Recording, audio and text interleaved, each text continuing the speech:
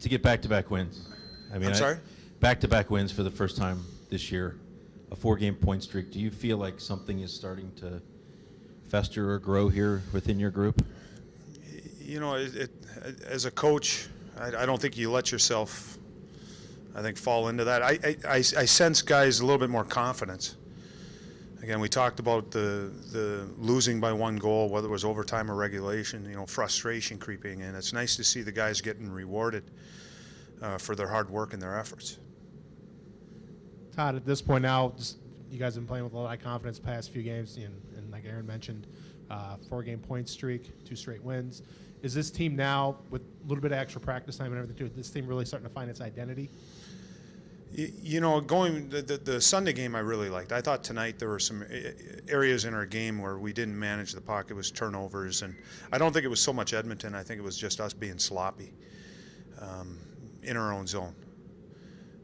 We have to be better, you know, versus Vancouver on Thursday. We have to be better, but I don't want to take away from what we got tonight. Again, I thought the guys battled and competed. The effort was there. Obviously, it was a huge penalty kill in overtime. Bobrovsky was great, but the other guys made some big plays too. Tootin, a couple blocks, you know, some block passes. We competed really hard in that 4-on-3. So, you know, the good things, and as a coach, I think you always want more. You always chase perfection. You never get it, but you always chase it.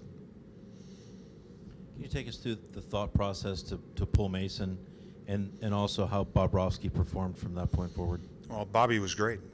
You know, got up to that point, and you know the way the first period ended, their second goal, and then the third goal. We needed a save at that point, and again, the way the game was going, I felt I needed to make a change.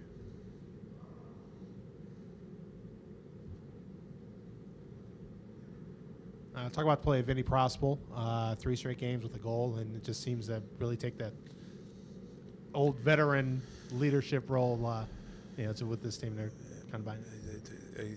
He loves to score. That's what I told you guys on Sunday, and you saw it again tonight. You know, in reading the article that was in the paper, I'm not sure if you wrote it or Sean wrote it. Who wrote the article on Vinny? Or Bob Hunter did, sorry. So it was neither one of you guys. Maybe that's why I enjoyed the article so much. I'm joking. No, I'm joking. You know I am.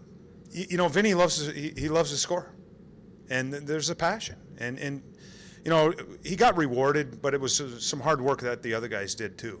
You know, it was Joey out front. We got the puck to the net. There was a battle, but he did a good job getting in there and obviously finding the loose puck and then putting it in the net. Goaltenders often fear coming in on short notice without warm-up or anything. At what point did you think Bobrovsky was special tonight, or was really on things? He made a couple saves in traffic in the second period. I think there were, for maybe the casual fan, just a shot coming in from the point. But I think as a coach, when you're on the bench and you see the traffic coming in, and just where he was and in control.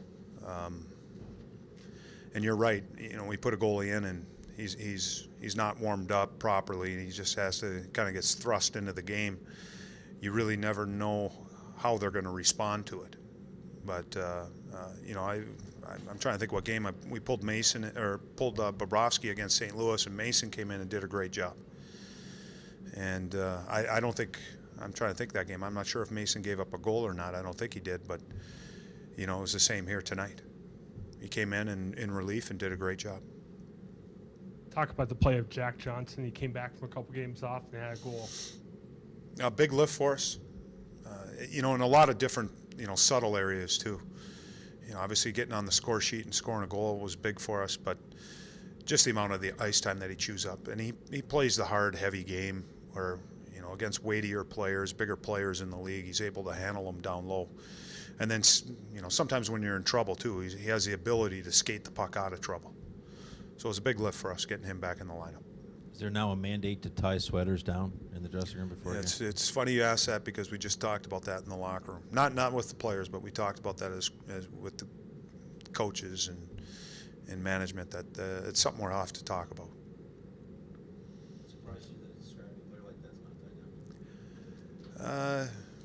Yeah, it is surprising because if you're an edgy player, you might get yourself in those situations, and that can't happen. You can't put your team shorthanded, your teammates shorthanded, by just not having your jersey tied down.